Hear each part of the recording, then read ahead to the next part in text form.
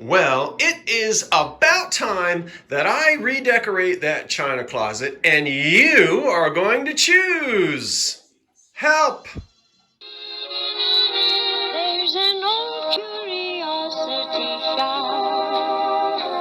Every once in a while I go by there for the fond recollections that lie there in that old curiosity shop. Let's just jump right in and have a conversation. But, of course, before we do, this is an easy one, but today's cup of coffee is brought to you by... A cup of coffee, a sandwich, and you. A cozy corner, a table for two. Well, there you go. Anchor Hocking, Fire King. That's this piece right here, the cup and saucer. And we recognize their peach luster. Now, this is actually hot coffee, and I'm going to go ahead. I think it's finished steaming, so let me have a little sip. You guys look at the table. I'll try not to slurp.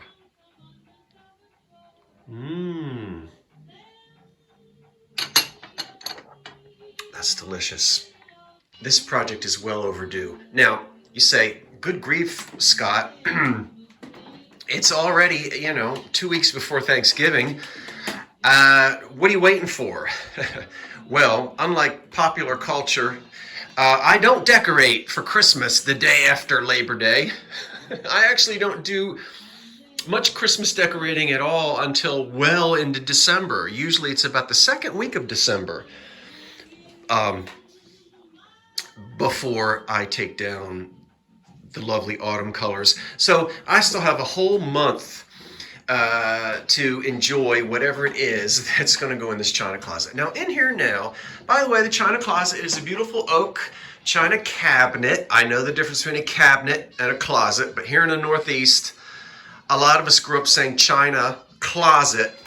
It's just a habit. Even though I know this is not a built-in, it's a standalone. But anyway, in the china closet now, we still have some, one or two pieces of Brilliant Cut, and mostly the Desert Rose from 1942. And a few pieces, and some crystal stems from the Depression. This is all going to come down as well. That's American Brilliant Cut. We're not going to worry about that at the moment. So this will all come out. But let's have a conversation about what's on this table. Now, this is all out of my personal collection, and this ain't it. This is just glass. We're not even talking china or pottery. Because if you remember last year, I decorated with the Crooksville Rust Bouquet, which was a wonderful 1930s era pattern. I'll try to put a picture in here in case you don't know what I'm talking about. So we're going to give that a rest. What I've got to do today is go through this amber, black, and so forth. And we have to figure out what we're going to do. All right, let's talk about it. We're going to start over here with a pattern that I decorated with the first year that I was in this house. And this is, actually, the glass that we see here on the table is from the Depression era. We'll start here with these two federal patterns. Now, this one is called the Normandy pattern, and it features a floral and lattice decoration. Now, people say, oh, you mean carnival glass. Well, not really, but I don't want to get into it. Yeah, in a couple of the carnival glass books that you pick up, keep going out of focus, you'll see this listed, but this is a 1930s pattern. And so the carnival glass era was pretty much over. And most hardcore carnival glass collectors are not going to... This may be an appendix, to a carnival glass book.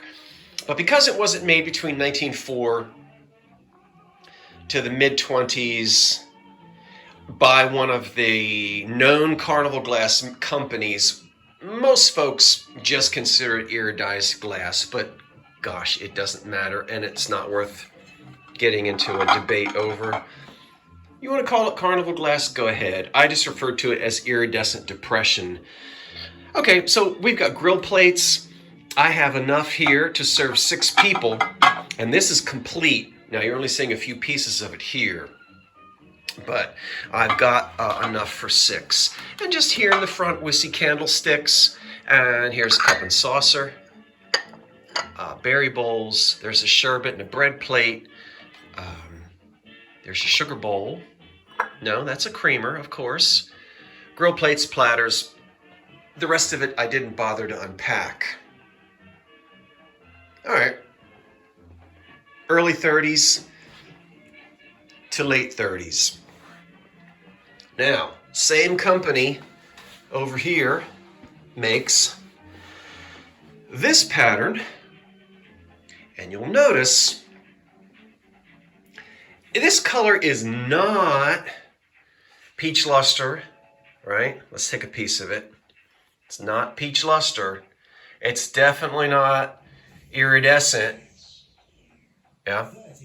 We know it's not black. But look, we can't really call it amber. It just doesn't fit. Yeah? Look at all this amber, this beautiful honey-colored amber over here. Well, Federal called this color golden glow. And I have to admit, I thought this was the most poo-poo color. I did not like it for the longest time. It really has grown on me over the years. I don't know where that was. Put it there. I like it more now than I used to. Now watch out, as you know, Indiana Glass gets the molds and they reproduce it under their Recollections line in the 1970s for a short period, and they put a 76 on some of the plates, and then the 76 is taken off and more of it is made. So if you're worried about reproductions, really get yourself a good book and study this if you just want the antique. Yeah. Okay, so again, a 1930s pattern called Madrid, and here is a sugar bowl, sherbet, there's the creamer, and cream soups. We don't really get cream soups today. Cream soups are known for their double handles. Bread plate, grill plate. Yes, Federal liked their grill plates. Remember, this is Federal glass as well. Here's a serving bowl with a rim and an open serving bowl, a large one. And that's a console bowl, not really meant for serving at all, but to sit with, of course, candlesticks on either side. And the candlesticks would look like this as well, but these are the iridescent ones. All right, a 1930s pattern. This is relatively new to me. I've just been picking up pieces here and there, and I'm working on a complete set. But at the moment, oddly enough, I don't have any saucers. So we just have a smattering of this, although I do have more. Okay, that takes care of the Federal Glass Company from the 1930s. And not to confuse you, I'm going to go ahead and move this peach luster out of the way, because we're going to talk about this black glass in just a moment. So how about you come over, how about you come over there and sit on the marble top table. And I'll back up here. Let's look at this black glass for a minute. Oh, by the way, I told you I'm going to need your help, because guess what you're going to do? That's right, you're all going to tell me in the comment section below, what do you mean to do? We're going to get to that in a minute. Black glass.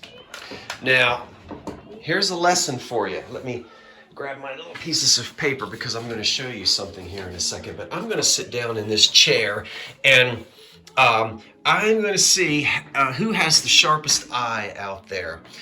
Does every single piece of this black glass match? The answer is no. Which one does not match? Do we have glass here made by the Fostoria Company or Central Glass Works? Federal Glass Company, by the way, founded in, I think, 1900 in Ohio, but now we've moved over here. Now, you've heard me say that people will often say, "Oh, wonderful, Scott, I've got one at home just like that, and now I'm thrilled I know what it is." Well, you often hear me say to people, watch out, you may have one at home exactly like that, but you might not. Look at that cup and saucer. Let's go ahead and just tell you. But I'll zoom in here first. Stacked up are all these plates. Now, I want you to look from the top down and tell me what's going on here. Does someone belong to a different set? Aha! If you've got a good eye, you'll notice that these plates in the middle are not quite like their cousins on the bottom or the top. Take a look. This top plate will let you slide out on your own. It has 1, 2, 3 points, right? Not counting these outer shoulders, right? 1, 2, 3. Let's look at this one in the middle. It only has 2 points, not counting the 2 outer shoulders. And then we go back to the one on the bottom, which is the same as the one on the top. You are also going to note that these points are sharp, yeah? And these are a little more rounded, right?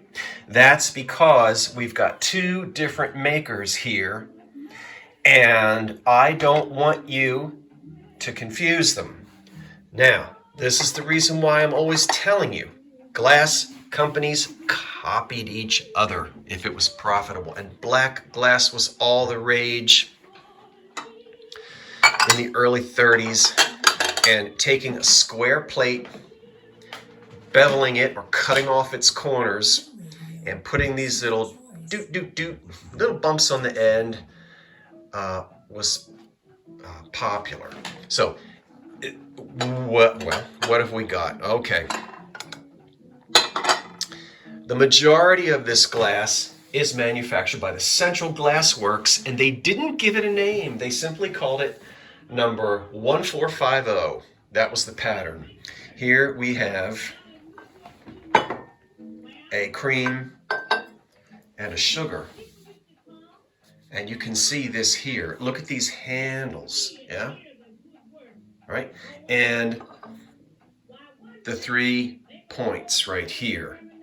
1930s Central Glass Works. Pattern number 1450. That's it.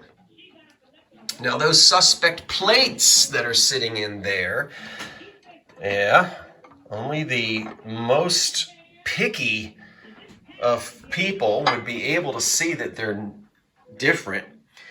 These plates here are made by the Fostoria Glass Company, and that pattern is called Mayfair, and I'm going to show you here. I have printed out from replacements, and I love them. Let's take a closer look. Central Glass, pattern number 1450, yeah, okay, see? 1, 2, 3. You've got the 3, you've got the 3 little, right there. I call them just little points, right? Come over here to the Mayfair by Fostoria, and again, we see just those 2. Much smoother, rounder. See? Okay, so take a good look.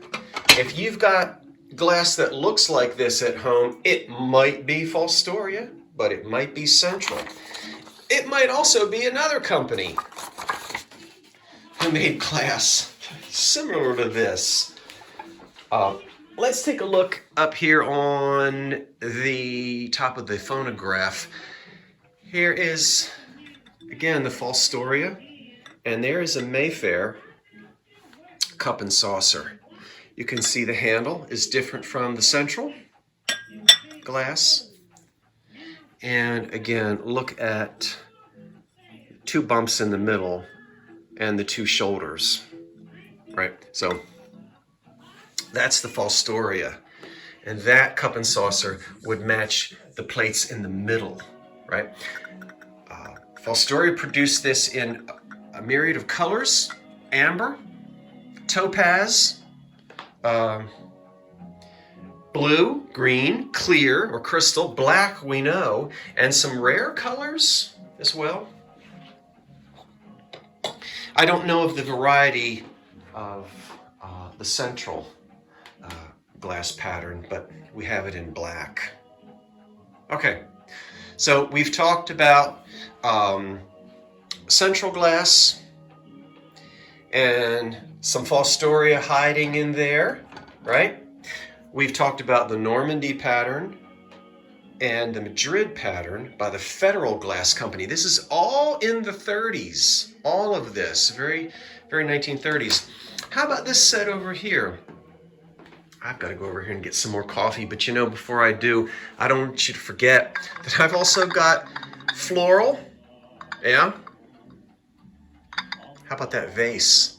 You saw me sell one very similar to that in crystal during the Halloween sale. And I forgot, packed away, I had the same vase with that lovely sort of skirt at the bottom in amber. Got some flowers in it. I'm not much of a flower arranger, I just sort of stuck them in there. But I need to have some more of this. Hold on while you listen to the radio. Oh my goodness, that coffee is really good. Okay, now let's move on down the line. We've got a beautiful amber luncheon set here, and this pattern is called Victory. And I have, this is a late 20s set into the early 30s. We have 4 dinner plates, 10-inch, which is nice. I have 4 either cereal bowls, dessert bowls, and believe it or not, a center-handled tidbit tray. And also in this pattern, I have 4 cups and saucers. I've had this for quite a while, and I'd like to continue collecting it. In other words, I'd like to find a cream and sugar and maybe some other pieces. And this is a very, very pretty amber. I'm really hoping you're seeing how pretty that amber color is. I prefer it to the golden glow, but again, as I say, I've warmed up to the golden glow, whereas I used to really did not care for it much at all. That's going to cover the glass sets for the table to eat from. We do have some honorable mentions, such as the much older. Now, I don't have any issue referring to this as carnival glass or stretch glass. This has the stretch on it. The wide panel by Imperial is much older and was made during the carnival glass era, really, rather than in the 30s as this Federal. So I just found these the other day. I have 6 of those, so we could decorate with them as well. Then I have some decorative glass here. In the back, 2 wonderful amber vases, which I'll use somewhere in the house. That one might be European. I haven't really studied it. And this one has a wonderful etch on it, wheel cut. Now I've got a wonderful console set in the middle. Console bowl and 2 candlesticks. Now these match. This is made by the Imperial Glass Company, if I'm remembering correctly. And I don't have any notes here except for the 2 pieces of paper that I printed out to show you the differences between the black glass. And I didn't rehearse any of this, so if I mess anything up, it's just my mouth is moving faster than my brain. So Imperial, I think, yeah. Console bowl. There's the bowl. And it's 2 matching candlesticks. Now we'll move you for just one moment. I know you don't fit down in there, but we're going to put you there. I have a 3rd candlestick. Matches, same pattern, but what I want you to see is that when you bought these from the company, now this console set here features cut flowers. See there? Those are all cut, not part of the mold. That's how that was done in a decorating room. They gave that same treatment, of course, to the console bowl, as you can see there. But you can also buy it a little cheaper without. And we can see I've got a 3rd candlestick with no design. Okay, this did not go to the decorating room. It did get fire polished, but I just have that 3rd candlestick there to show you the variety, depending on the size of your pocketbook. Remember, this is the Great Depression. Now, come on back, Cambridge. You're wonderful, aren't you? The flower frog. And not sure what we're going to do with you, but we'll leave you right there. And then 2 candy dishes in amber colors. This one just looking like the Michelin tire man, I guess, circa 1930, and this one looking much more Art Deco. I just got this maybe 2 weeks ago. And this looking much more Art Deco. I've done no research on either candy dish, but I will. And then some stems. Whatever. So 6 of the little cordials, right? And I've got 6. These don't match, obviously. The sets do, but crystal clear on the bottom and then amber on the top, so we can decorate with them. And then other glass in other places in the house. Okay, so what do I need you to help me with? Well, obviously, I need to figure out what is going in the cabinet. It's a big cabinet. I can get a lot in there. The only pattern that I currently have enough of to fill the cabinet is the Normandy. So, what do you want me to do? Let me know in the comments section below. How would you like to see me? I've got some thoughts, but I haven't decided yet. Wouldn't it be sharp to combine the black and the Normandy, the central glass, and this federal pattern? Look how that would just jump. I mean, that would electrify that china closet. But then there's another part of me that says, gee, it would be nice also to have the beautiful honey amber with the black. Yeah, what do you think? Do you think this is too garish? It might be for some folks. Yeah. And this is nice, maybe. And of course, I can just spread the stems out anywhere. The console set will go on the dining room table. The vases will go around the house, as well as the candy dish. And don't forget, we could toss those in the china closet as well. So, what's the combination? I'm really going to let you guys tell me what you want me to do. I'll read what you have to say in the box underneath, and then I'll get the glass, put it all together, and figure out a way to decorate the china closet for the autumn season, and I better get with it. Okay, what did you like? What didn't you like? Do you have a favorite pattern?